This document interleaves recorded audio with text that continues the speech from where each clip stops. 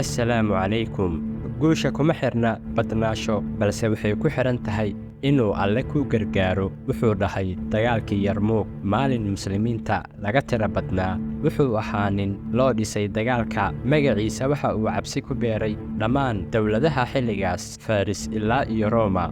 daqiiqadihii u dambeeyey noloshiisa wuxuu yidhi waa kan waxaan ku dhimanayaa sariirtayda. indhaha fulaygu weligood ma seexdaan. khaalid bin waliid nin la mid ah taariikhda bini'aadamka aad ayuu ugu yaryahay.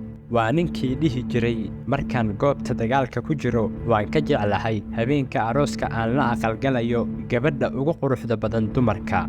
ku soo dhowaada xikmadaha khaalid bin waliid. intaanan gudaha u gelin muuqaalka maalmaha haray ee ramadaanka waxaan diiradda saaraynaa inaan soo gudbino xikmadaha iyo ereyada dahabiga ee saxaabada iyo geesiyaasha muslimiinta si aan bal waxyar uga aragno siday u fakari jireen. ku soo dhowaada mar kale muuqaalka.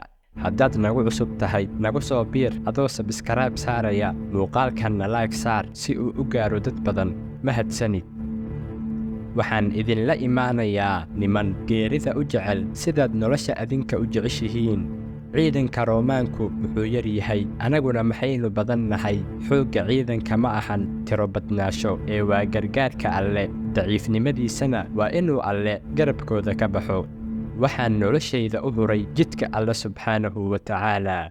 waxaan isku tuuraa safafka cadowga ilaa aan ka hubsado inaan ka soo bixi doonin anigoo nool.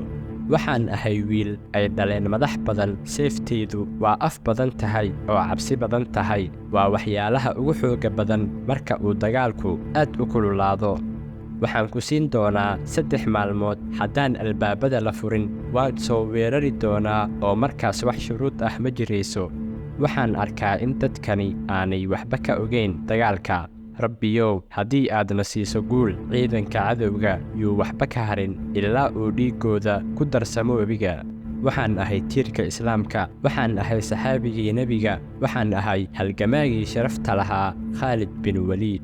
sug in yar waxaan kuula imaan doonaa rag libaaxyo ah oo farda fuushan oo ku hubaysan gaashaaman dhalaalaya. guuto ay ku xigto guuto. bini'aadamka shay buu damacsan yahay balse allaah rabitaankiisa ayaa mar walba socda. haddaad tahay qof runta sheega waa badbaadi doontaa. haddaadse tahay qof beenta sheega waad halaagsami doontaa. waa kan waxaan ku dhimanayaa sariirtayda. indhaha fulaygu weligood ma seexdaan. rumaysadkayga biyuhu waxay geli doonaan ciidan kasta oo adag. waxaan ahay wiilka alwaliid. miyuu jiraa qof ila dagaalami kara? haddaad daruuraha aad marayso alle wuuna koryeeli ama hoos ayuu kuu soo dhigi doonaa goobaha dagaalka. dhulku wuxuu baabi'iyaa nacasyada laakiinse kuwa caqliga u saaxiibka ah dhulka ayakaa burburiya. marka aan joogo goobaha dagaalka aad ayaan u jeclahay. waxaan ka jeclahay habeenka arooska ee la aqalgalayo gabadha ugu quruxda badan haweenka. intaas ayuu ku egyahay muuqaalkeena. والسلام عليكم ورحمة الله وبركاته.